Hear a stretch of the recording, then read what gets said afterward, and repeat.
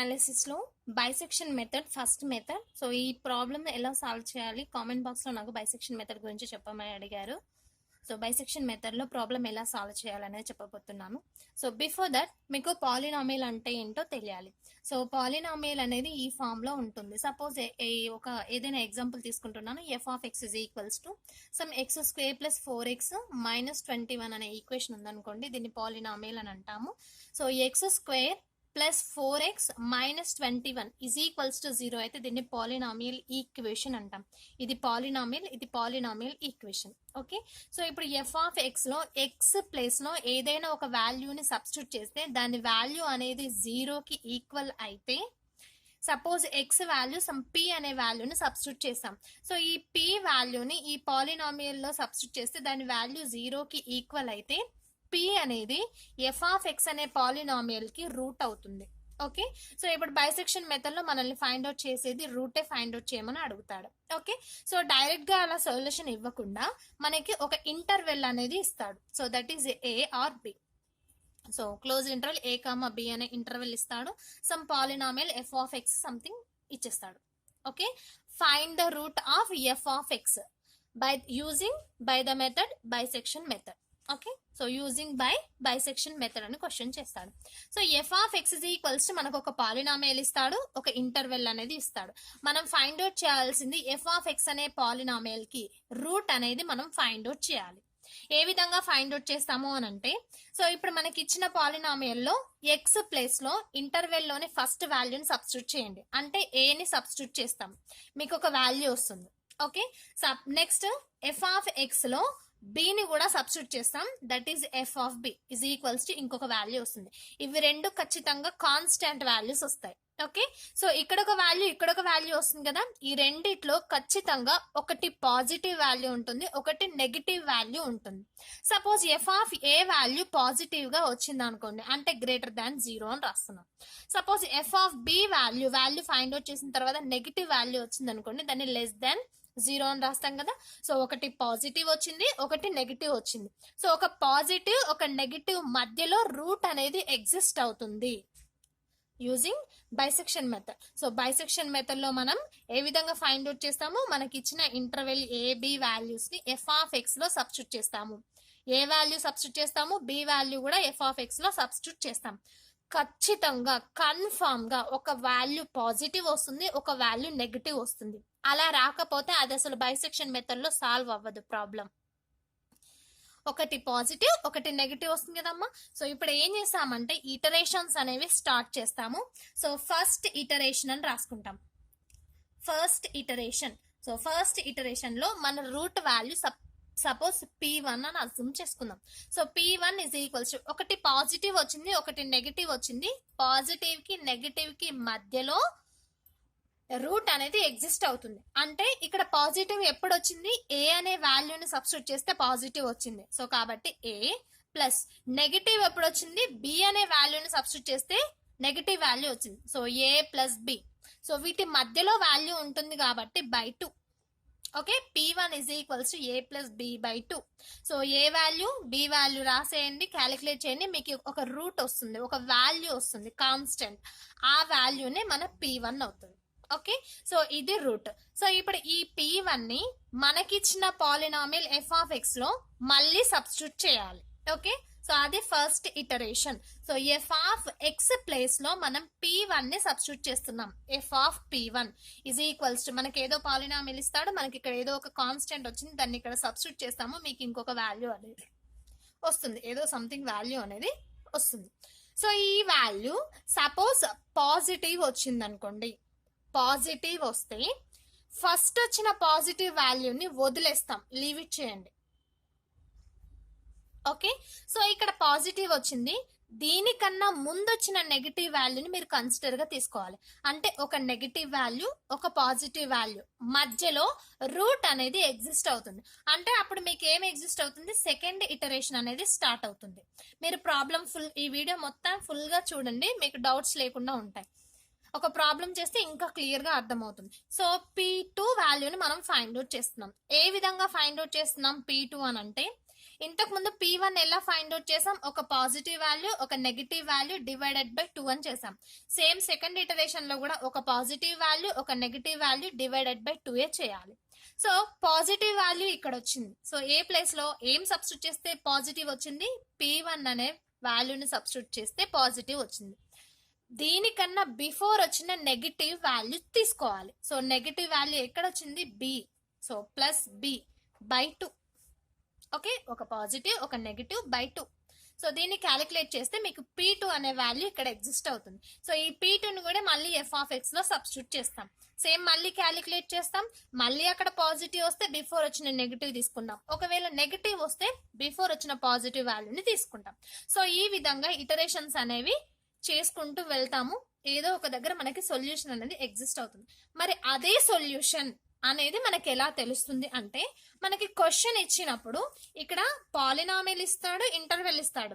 As well as మనకి question లో 10⁻⁻2 10⁻⁻4 10⁻⁻3 accurate అని క్వశ్చన్ చేస్తాడు. 10⁻⁻2 అన్నాడు అనుకోండి, సపోజ్ ఫస్ట్ వాల్యూ 0.75 వచ్చింది అనుకోండి, నెక్స్ట్ 0.88 వచ్చింది, నెక్స్ట్ 0.89 వచ్చింది, నెక్స్ట్ 0.89 ఇలా వచ్చింది అనుకోండి. ఇప్పుడు ఈ రెండు వాల్యూస్ ని కంపేర్ చేయండి. పాయింట్ 89. సో అంటే 10⁻⁻2 అని అన్నాడు కాబట్టి పాయింట్ తర్వాత 2 డిజిట్స్ మ్యాచ్ అవుతున్నాయా లేదా చూసుకోవాలి. ఇప్పుడు ఇది సపోజ్ ఇది P1, ఇది P2, ఇది P3, ఇది P4 అనుకోండి. మనం ఈ ప్రాసెస్ లో వాల్యూ చేసుకుంటూ వెళ్ళినప్పుడు, ఇటరేషన్స్ చేసినప్పుడు ఏదో ఒక వాల్యూ అనేది మ్యాచ్ అవుతుంది. అది 10th ఇటరేషన్ లో అవ్వచ్చు, 11th ఇటరేషన్ లో అవ్వచ్చు, 20th ఇటరేషన్ లో అయినా అవ్వచ్చు. సో ఏదో ఒక దగ్గర మ్యాచ్ అవుతుంది. ఆ మ్యాచ్ అయిన వాల్యూనే మన సొల్యూషన్ అవుతుంది. సో ఇక్కడ 10⁻⁻2 అన్నాడు కాబట్టి 2 డిజిట్స్ పాయింట్ తర్వాత 2 డిజిట్స్ మ్యాచ్ అయితే అది సొల్యూషన్ అవుతుంది. సపోజ్ 10⁻⁻4 అన్నాడు అనుకోండి, పాయింట్ తర్వాత 4 డిజిట్స్ మ్యాచ్ అవ్వాలి. అలా మ్యాచ్ అయితే మనకి ఇచ్చిన పాలినామియల్ కి ఇవి వచ్చిన వాల్యూ అనేది సొల్యూషన్ అవుతుంది. సో ఈ విధంగా చేసుకుంటూ వెళ్ళిపోవాలి. ఐ హోప్ అండర్స్టాండ్ అయింది అనుకుంటున్నాను. ఒక ప్రాబ్లం చేద్దాము, మీకు ఇంకా డౌట్స్ లేకుండా క్లియర్ గా ఉంటుంది. ఓకే, సో ఇది మాత్రం ఇంపార్టెంట్ మెథడ్.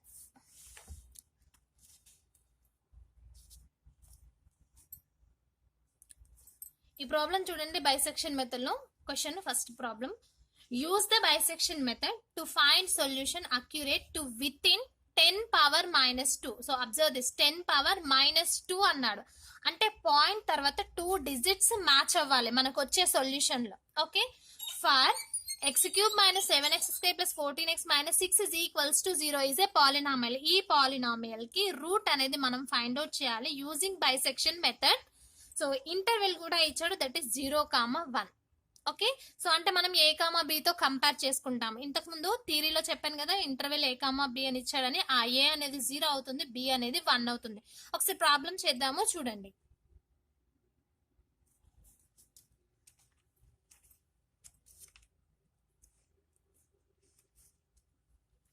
సో మనకి పాలినామియల్ ఏమి ఇచ్చాడు, given polynomial or given equation is f(x) గా అజ్యూమ్ చేసుకోండి.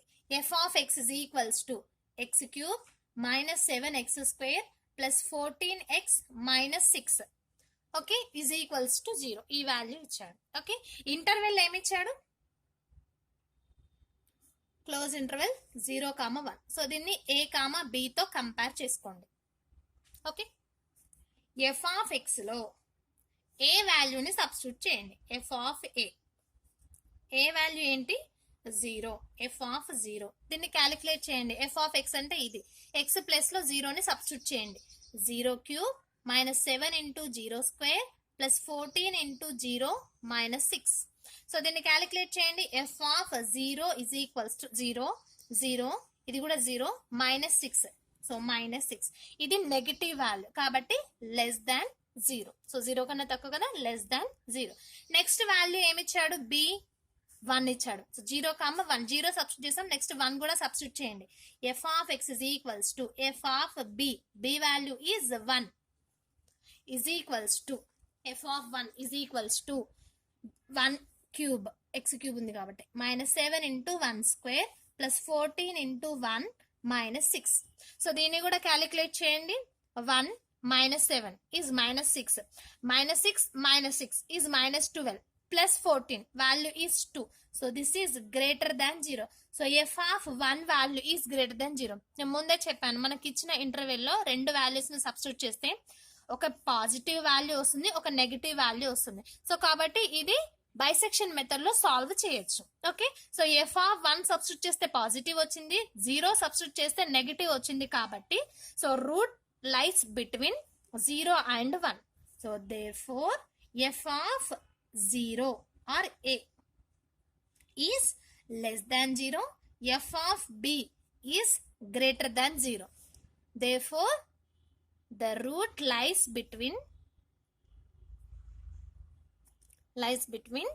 0 and 1, that is a and b, that is 0 and 1.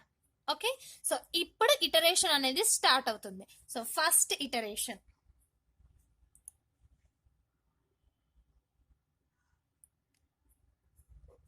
So first మనం ఏం చేయాలి, p1 వాల్యూని ఫైండ్ అవుట్ చేయాలి. So p1 is equals to a plus b by 2. Formula a plus b by 2. So a value వచ్చేసి 0, b value వచ్చేసి 1. So 0 plus 1 by 2. So దీన్ని calculate చేయండి. 1 by 2 value is 0.5. Okay, so ఇప్పుడు ఈ 0.5 వాల్యూని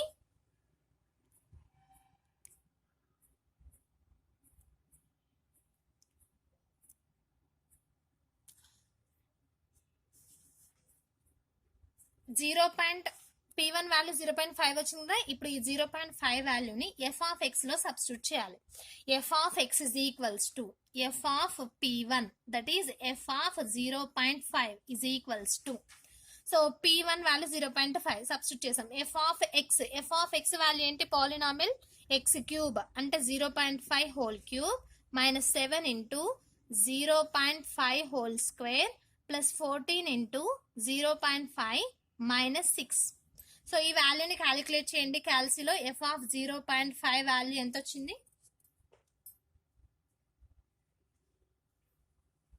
చేస్తున్నాను, -0.625 వచ్చింది. సో మైనస్ వచ్చింది కాబట్టి ఇది నెగిటివ్ వాల్యూ. ఓకే, సో ఇప్పుడు చూడండి,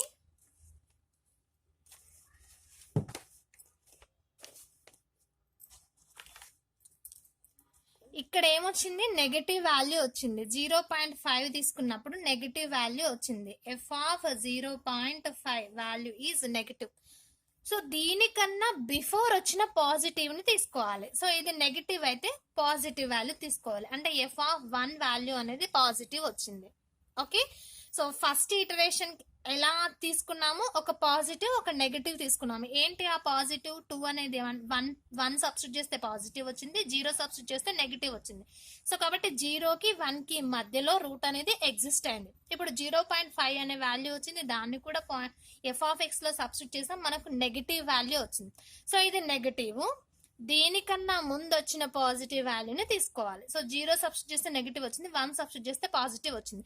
అంటే 1 సబ్స్టిట్యూట్ చేసినప్పుడు పాజిటివ్ వచ్చింది, ఇక్కడ 0.5 సబ్స్టిట్యూట్ చేసినప్పుడు నెగిటివ్ వచ్చింది. రూట్ అనేది 1కి 0.5కి మధ్యలో ఉంటుంది. The route lies between 1 and 0.5. Okay, so f of b value is greater than 0, f of p1 value is less than 0. Therefore the root lies between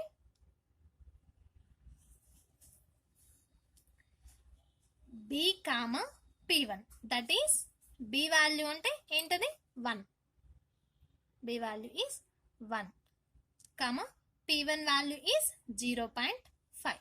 so ఇది first iteration. So ఈ విధంగా మనం iterations అనేవి చేసుకుంటూ వెళ్తాము. ఈ problem complete గా చేస్తాను, చూడండి.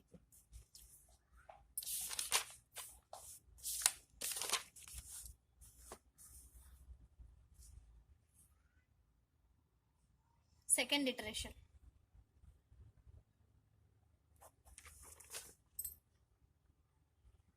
సో సెకండ్ ఇటరేషన్ లో ఇప్పుడు p2 వాల్యూని ఫైండ్ అవుట్ చేయాలి. p2 ఈజ్ ఈక్వల్స్ టు ఏమన్నాను, ఒక పాజిటివ్ ఒక నెగిటివ్ వాల్యూ తీసుకోవాలి. మనకి ఇక్కడ ఏమొచ్చింది, పాజిటివ్ బి సబ్స్టిట్యూట్ చేస్తే పాజిటివ్ వచ్చింది, P1 సబ్స్టిట్యూట్ చేస్తే నెగిటివ్ వచ్చింది. B value 1, P1 value 0.5. So A plus B by 2 అంటే 1 ప్లస్ 0.5/2 క్యాలిక్యులేట్ చేస్తే మీకు P2 వాల్యూ వస్తుంది. 1 ప్లస్ 0.5/2 ఇస్ ఈక్వల్స్ టు, దీన్ని క్యాలిక్యులేట్ చేయండి.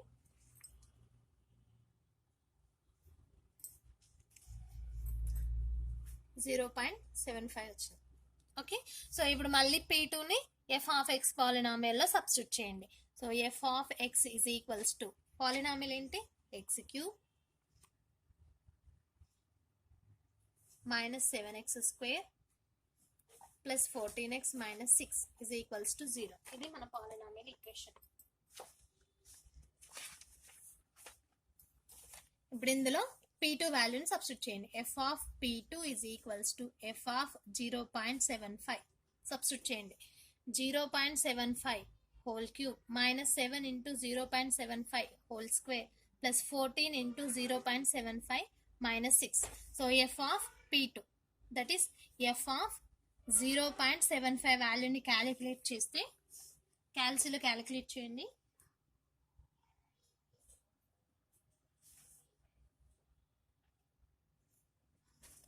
0.984375 వచ్చింది. సో ఇది పాజిటివ్ వాల్యూ. సో పాజిటివ్ కదా, సో గ్రేటర్ దెన్ 0 అని రాసాను. సో P2 వాల్యూని సబ్స్టిట్యూట్ చేస్తే పాజిటివ్ వచ్చింది. నెగటివ్ ఎప్పుడు వచ్చింది అని అంటే దీనికన్నా బిఫోర్ స్టెప్లో నెగటివ్ వచ్చింది. ఏది చూడండి, 0.5 సబ్స్టిట్యూట్ చేసినప్పుడు మైనస్ 0.625 అనే నెగటివ్ వాల్యూ వచ్చింది. ఇప్పుడు వచ్చి P2 సబ్స్టిట్యూట్ చేస్తే పాజిటివ్ వచ్చింది, P1 సబ్స్టిట్యూట్ చేస్తే నెగిటివ్ వచ్చింది. అంటే the route lies between P1 and P2. Okay,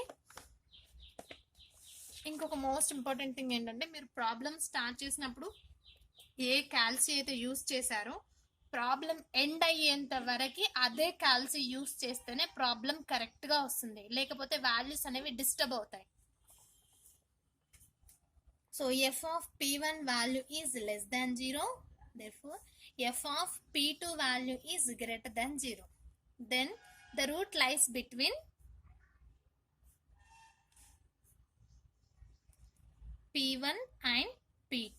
So that is P1 value is 0.5, P2 value is 0.75. Okay, ఇప్పుడు థర్డ్ ఇటరేషన్. సో మీరు ఇలా క్యాలిక్యులేట్ చేసుకుంటూ వెళ్ళిపోవాలి. సో వాల్యూస్ అనేవి ఆటోమేటిక్గా అవే వచ్చేస్తాయి. So third iteration P3 is equals to, so 1 positive 1 negative, so this is positive and this one is negative by 2. So P1 plus P2 by 2 calculate చేయండి. 0.5 plus 0.75 by 2. So క్యాల్సిలో calculate చేయండి.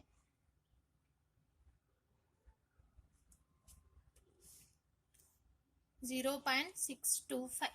So I hope, నేను అనుకుంటున్నాను మీ అందరికీ calci use చేయడం వచ్చని. ఒకవేళ రాకపోతే comment బాక్స్లో కామెంట్ చేయండి, నేను అది కూడా వీడియో తీస్తాను ఇఫ్ ఇన్ కేస్ మీకు తెలియకపోతే క్యాల్సి యూస్ చేయడం. ఓకే, సో ఇప్పుడు f ఆఫ్ ఎక్స్లో అంటే మనకిచ్చిన పాలినామియల్లో P3 వాల్యూని కూడా సబ్స్టిట్యూట్ చేయండి. ఓకే, సో P3 వాల్యూ ఏంటి, 0.625, దాన్ని సబ్స్టిట్యూట్ చేయండి. సో x³ అంటే 0.625 whole cube minus 7x² minus 7 into x value ఎంత వచ్చింది కదా, 0.625 whole square plus 14x, x అంటే ఏంటి 0.625 మైనస్ 6. సో దీన్ని కూడా క్యాలిక్యులేట్ చేయండి క్యాల్సిలో. f of x is equals to f of P3 is equals to, ఇది P3 అంటే 0.625 కదా, అదే కదా మనం సబ్స్టిట్యూట్ చేసింది. సో క్యాల్సిలో చేస్తే 0.2597656 వచ్చింది. సో ఇది కూడా పాజిటివ్ వాల్యూనే. ఓకే, మీరు ఎప్పుడు కానీ ఈ వాల్యూస్ని చూసుకోవద్దు. ఇక్కడ P1, P2, P3, P4 values వస్తున్నాయి కదా, వాటిని మాత్రమే చెక్ చేసుకోవాలి. ఎక్కడైతే మ్యాచ్ అవుతుందో అదే మీ సొల్యూషన్ అవుతుంది. ఓకే, సో ఇది పాజిటివ్ వచ్చింది కదా. So f of P3 value is positive. Negative ఎప్పుడు వచ్చింది మరి, f of P2 value positive వచ్చింది. So f of P1 value negative వచ్చింది, బిఫోర్ చేసాం కదా. So f of P1 is negative. So therefore then the root lies between the same P1 and P3. So that is P1 value is 0.5, P3 value is 0.625. Okay, so 1 positive 1 negative వాల్యూస్ని తీసుకుంటున్నాం. Okay, so ఇప్పుడు third iteration అయిపోయింది, fourth iteration start అవుతుంది. Fourth iteration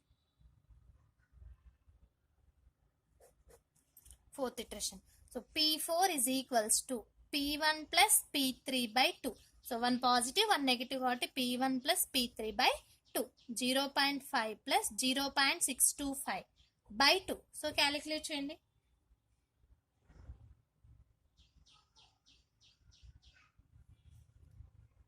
(0.5625) క్యాల్సీలో calculate చేస్తే ఇంత వచ్చింది. Okay, so ఇప్పుడు F of ఎక్స్లో P4 వాల్యూని సబ్స్టిట్యూట్ చేయండి. Okay, so X cube 0.5625 whole cube minus 7 into 0.5625 whole square plus 14 into 0.5625 minus 6. So calculate చేశాను.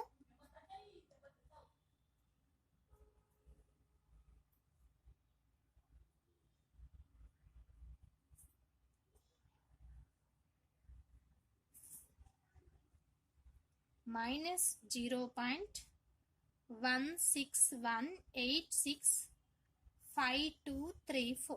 సో ఇంత వచ్చింది. So this is less than 0. So మీరు కొంచెం రాసుకున్నా పర్వాలేదు, ఇది పాజిటివ్ నెగిటివ్ వాల్యూ అనేది తెలిస్తే సరిపోతుంది. ఓకే, సో ఇప్పుడు F of P4 value negative వచ్చింది. సో ఇది నెగిటివ్ వచ్చింది కాబట్టి ముందు వచ్చిన పాజిటివ్ వాల్యూని మనం కన్సిడర్గా తీసుకుంటాం. సో పాజిటివ్ ఎక్కడ వచ్చింది? ఎఫ్ ఆఫ్ P3 సబ్స్టిట్యూట్ చేసినప్పుడు పాజిటివ్ వచ్చింది. Okay, so P3 positive, P4 substitute చేసినప్పుడు నెగటివ్ వచ్చింది. అంటే నెక్స్ట్ ఇటరేషన్ లో the route lies between P3 and P4. So therefore f of P3 is greater than 0, f of P4 is less than 0. So one is positive, one is negative. So then the root lies between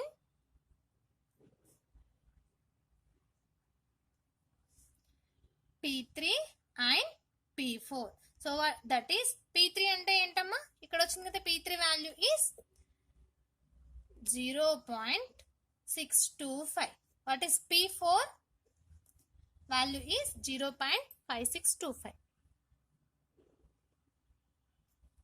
okay, so ఇలా problem continuation చేసుకుంటూ వెళ్ళాలి. So మీరు observe చేసినట్టయితే మీకు second iteration లో P2 value 0.75 వచ్చింది. Next P3 value 0.625, P4 value 0.5625. Okay, so ఇక్కడ ఎక్కడ మ్యాచ్ అవ్వట్లేదు మీరు అబ్జర్వ్ చేసినట్టయితే. సో 10⁻⁻2 అన్నాడు క్వశ్చన్ లో, అంటే పాయింట్ తర్వాత 2 డిజిట్స్ మ్యాచ్ అవ్వాలి. సో ఇప్పటి వరకు మ్యాచ్ అవ్వలేదు. ఎప్పటి వరకు అయితే మ్యాచ్ అవుతాయో అంతవరకు ఇటరేషన్స్ చేసుకుంటూ వెళ్ళాల్సిందే. సో ప్రాబ్లం లెంతీగా ఉంటుంది కానీ ప్రాసెస్ తెలిస్తే చాలా ఈజీ, ఎలాంటి ప్రాబ్లం అయినా చేయొచ్చు. ఓకే, ఫోర్త్ ఇటరేషన్ కంప్లీటెడ్ కదా. Fifth iteration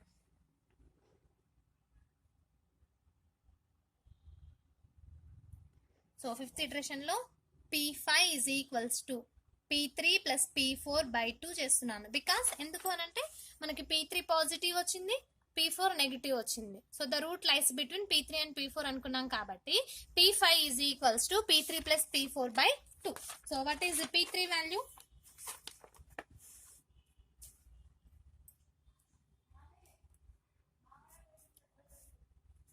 (0.625) plus P4 value is 0.5625 by 2. So దీన్ని క్యాలిక్యులేట్ చేయండి. P5 is equals to 0.59375. f of x మనకిచ్చిన పాలినామియల్ లో P5 ని సబ్స్టిట్యూట్ చేయండి. f of P5 x cube అంటే 0.59375 whole cube, x cube minus 7x square, x square 0.59375 whole square plus 14 into 0.59375 minus 6. So దీన్ని calculate చేయండి. F of P5 value వస్తుంది. So So 0.0540466. So it is a positive value. So కాబట్టి greater than 0 అని రాసాం. f of p5 value positive వచ్చింది. So f of p4 ఏమొచ్చింది, negative value వచ్చింది. చూసుకోండి ఒకసారి. So f of p4 value calculate చేస్తే -0.1618 వచ్చింది, అంటే ఇది నెగటివ్ వాల్యూ. సో ఈ నెగటివ్ వాల్యూ ప్లస్ ఈ పాజిటివ్ వాల్యూ మధ్యలో రూట్ అనేది ఎగ్జిస్ట్ అవుతుంది. So therefore f of p4 value is less than 0, f of p5 value is greater than 0. Then the root lies between p4 and p5. Okay, so that what is that? p4 is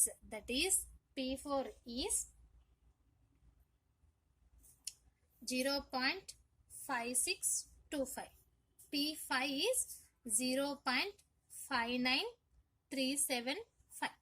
మీరు observe చేయండి, p4 కి p5 కి p4 లో 0.5, p5 లో 0.5 వరకు match అవుతున్నాయి, అంటే point తర్వాత 1 డిజిట్ వరకు మ్యాచ్ అవుతున్నాయి. క్వశ్చన్ లో 10⁻⁻1 అంటే ఇక్కడ సొల్యూషన్ అయిపోతుంది, 0.5 అనేది సొల్యూషన్ అవుతుంది. క్వశ్చన్ లో 10⁻⁻2 అన్నాడు కాబట్టి పాయింట్ తర్వాత 2 డిజిట్స్ మ్యాచ్ అవుతున్నాయా లేదా మీరు చెక్ చేసుకోవాలి. సో 2 డిజిట్స్ మ్యాచ్ అవ్వట్లేదు, సో కాబట్టి ఇంకా ప్రాబ్లం అనేది కంటిన్యూ అవుతూ వెళ్తుంది. 6th iteration, p6 is equals to p4 plus p5 by 2. p4 0.5625, p5 0.59375 by 2. Calculate చేయండి. p6 is equals to 0.578125. So ఎంత వచ్చింది సొల్యూషన్. సో p6 ని f of x లో సబ్స్టిట్యూట్ చేయండి. f of p6 is equals to x cube 0.578125 whole cube minus 7x square 0.578125 whole square plus 14x 0.578125 minus 6. So దీనికి కూడా calculate చేయండి. f of p6 is equals to minus 0.052623.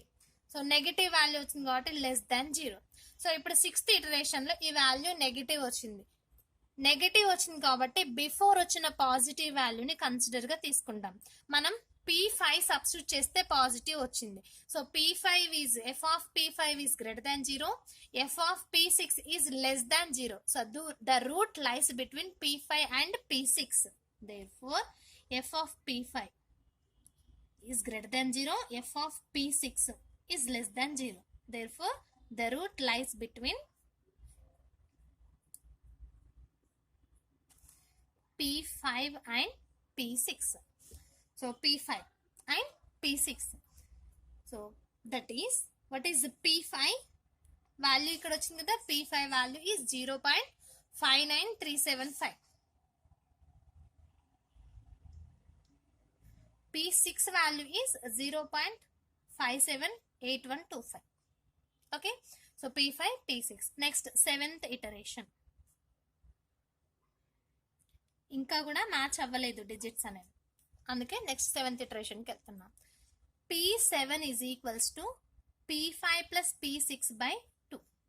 So 0.59375 plus 0.578125 by 2.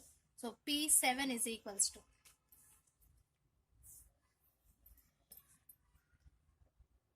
0.5859375. p7 value ఇంత వచ్చింది. So ఇప్పుడు p7 ని కూడా f of x polynomial లో substitute చేయాలి.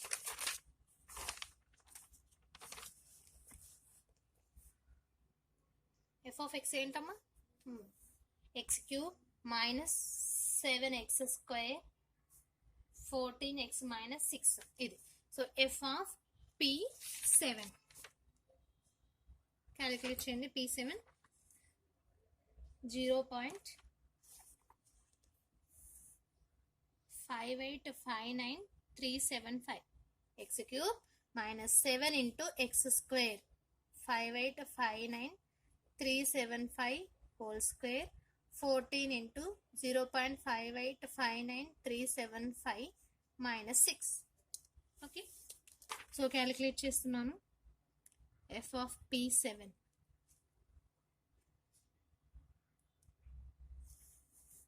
0.001313. సో ఇది పాజిటివ్ వాల్యూ కాబట్టి గ్రేటర్ దెన్ 0 అని రాశాను. So f of p7 value greater than 0 వచ్చింది. p6 వాల్యూ అనేది నెగటివ్ వచ్చింది. Sorry,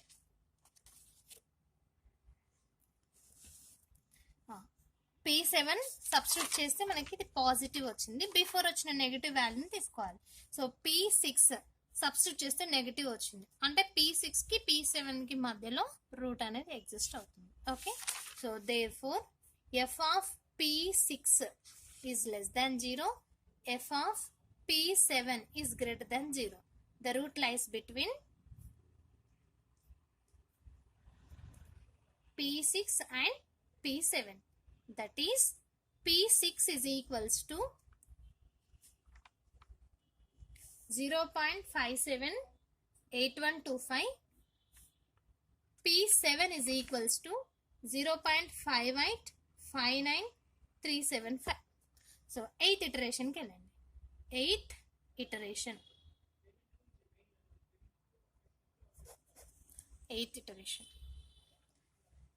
p8 is equals to p7, p6 plus p7 by 2. So what is p6?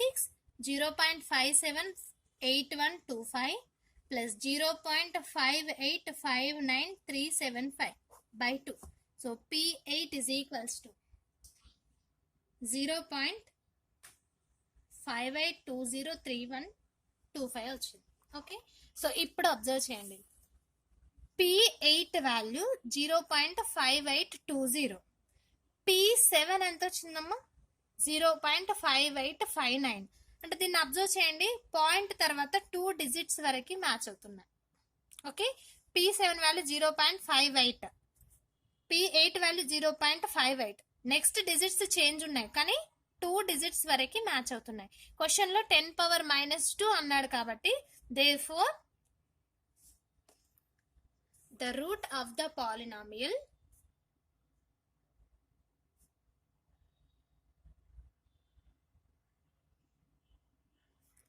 is 0.58. ఇది solution. So 0.58 is the solution because 10⁻² అన్నాడు question లో. So కాబట్టి point తర్వాత 2 digits match అయితే సరిపోతుంది. ఓకే, సో అన్ని ప్రాబ్లమ్స్ బైసెక్షన్ మెథడ్ లో ఇదే ప్రాసెస్ లో చేసుకుంటూ వెళ్తాం. 1 పాజిటివ్ వాల్యూ 1 నెగటివ్ వాల్యూ తీసుకుంటాము. ఇప్పుడు మనకి పాజిటివ్ వాల్యూ వస్తే బిఫోర్ వచ్చిన ఫ్రెష్ నెగటివ్ వాల్యూని తీసుకుంటాం.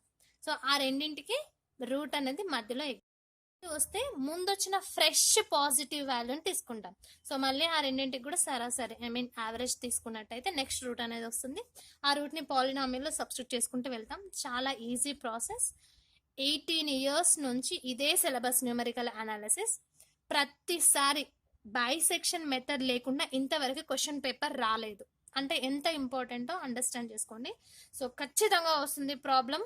అంటే ఇదే ప్రాబ్లం కాదు, బైసెక్షన్ మెథడ్ లో ప్రాబ్లం ఖచ్చితంగా వస్తుంది. కాకపోతే అది లాంగ్ క్వశ్చన్ కి ఇస్తాడా షార్ట్ క్వశ్చన్ కి ఇస్తాడా అనేది చెప్పలేము.